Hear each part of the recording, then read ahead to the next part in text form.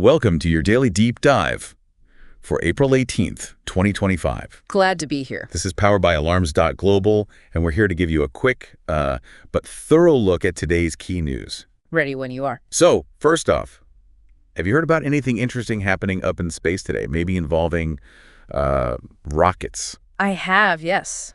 The Kenyan alert. Exactly. Yeah. The Kenya Space Agency, they warned about some deorbited rocket parts, potentially coming down over southeastern Kenya today, April 18th. Right, and they advise people to, avoid sighting or handling any debris they might find. So what's your take? Is this, common? Well, it's not unusual exactly. Things do fall back to Earth. There are international guidelines, sort of, but space track data suggests, parts like upper stages can sometimes survive re-entry. And pose a risk. A localized one, generally. But it does highlight the whole space debris issue, doesn't it? We launch so much stuff. Definitely something to watch. Yeah. Okay, moving to a completely different kind of hardware.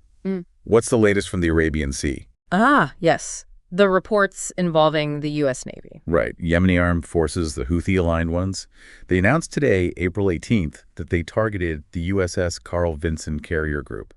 For the first time, Thigma. Yeah, since it recently arrived there, using missiles and drones. It's quite a statement, targeting a U.S. carrier strike group directly in the Arabian Sea. How so? Well, it's happening against the backdrop of ongoing U.S. airstrikes in Yemen. And the Houthis have been pretty clear about wanting to challenge U.S. naval operations, particularly those protecting shipping lanes. This feels like an escalation. Raising the stakes, for sure. Yeah. Okay, shifting focus now.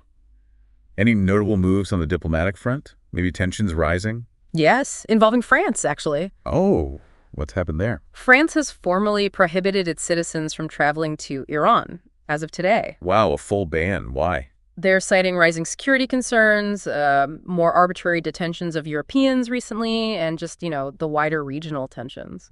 Does this connect to anything else? It certainly seems linked to the EU sanctions that were imposed just days ago on Iranian prison and justice officials. France seems particularly worried, perhaps, about its citizens being used as political pawns or leverage. That's a serious step. Yeah. Staying in that region, there's news about military action, too, isn't there, in Yemen again? Yes, a specific strike reported by the U.S. Right. U.S. Central Command reported bombing the Houthi-controlled Ras Issa fuel terminal. That was yesterday, April 17th. In Hodeidah province. And this stated objective? To cut off a key revenue source, apparently. Money they think the Houthis use for drone and missile attacks on Red Sea shipping. But there are other reports, too. Yes, Houthi sources are claiming dozens were killed and wounded in that strike.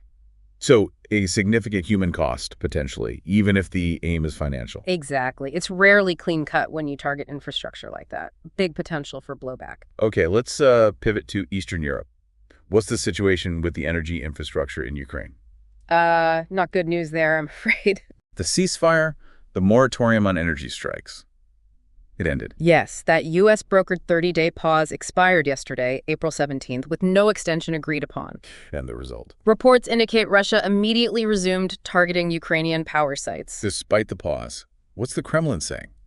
They claim neither side fully observed the moratorium, which is debatable, and they're still insisting on progress in peace talks, even as these attacks restart. It's quite contradictory. A grim development for Ukraine. Yeah. Now, there's been some other diplomatic activity, hasn't there, involving France again? Yes, a bit of a tit-for-tat situation with Algeria. What happened? France expelled 12 Algerian diplomatic staff. That was back on April 15th. Okay. Why? It followed Algeria ordering 12 French envoys to leave first. The whole thing seems to stem from a dispute over France detaining an Algerian consular official, something about a kidnapping case. Wow, expelling diplomats, that's serious. It really is. It points to a significant downturn in Franco-Algerian relations. Some are saying it's the worst point since, colonial times.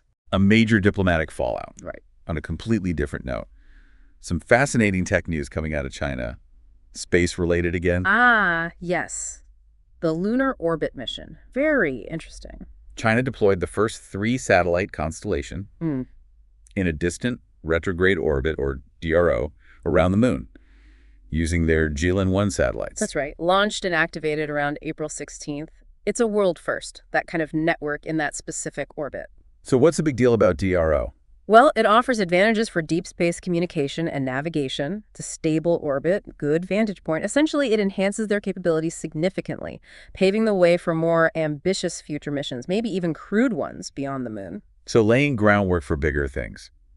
Okay, changing gears again. Speaking of things beyond our control, I heard about some activity with the sun. Yes, our star's been acting up a bit. 2 powerful solar eruptions, coronal mass ejections, I think they're called. Exactly. Happened around April 13th, 14th. And that triggered warnings. It did. NOAA issued a G3 that's a strong geomagnetic storm watch for the 16th, 17th.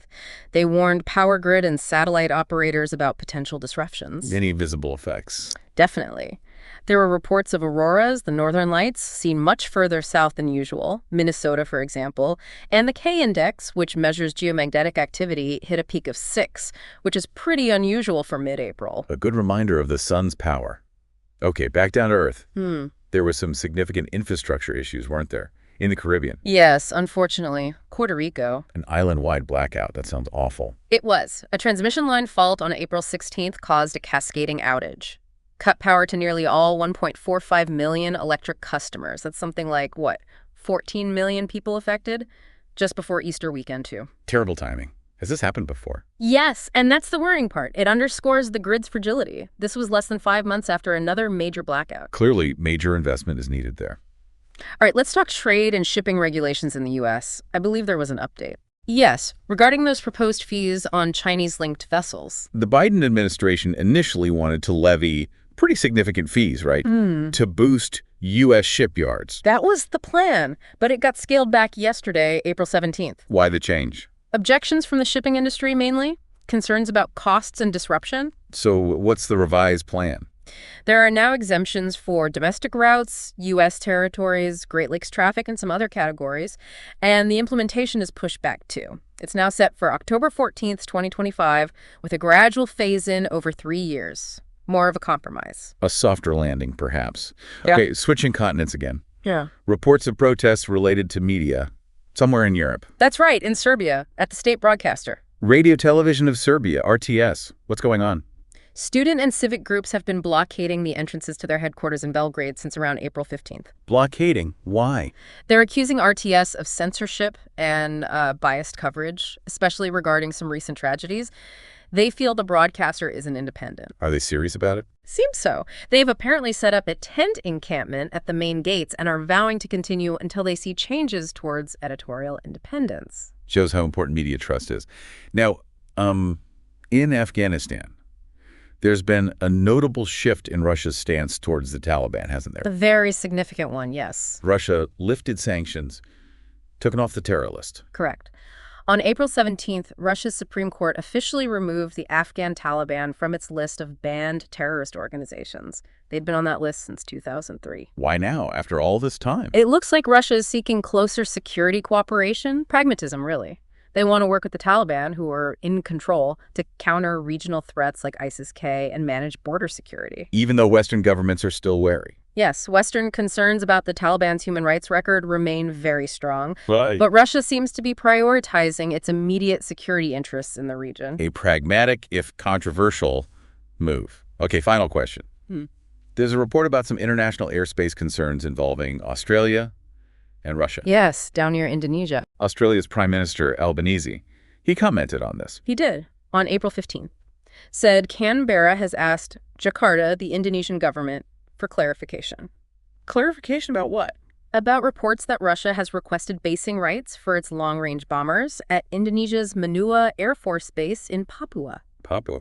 That's quite close to Australia, isn't it? Very close. Darwin is only about 1,200 kilometers away, and that's where U.S. Marines rotate through. So, understandably, Australia finds the prospect of a Russian military foothold in its neighborhood, quote, unacceptable. They're watching this very closely. Definitely raises strategic concerns. Well, that covers quite a bit of ground for today. Indeed. A lot happening across the globe. And that's just some of the key developments we're tracking. Thanks, everyone, for tuning into this deep dive. Always a pleasure. Remember, this was powered by Alarms.Global. And as we leave you, here's something to think about. Considering all these diverse global events, from space debris to diplomatic rows, what do you think is the single most significant trend shaping our world right now? We'll be back tomorrow with more.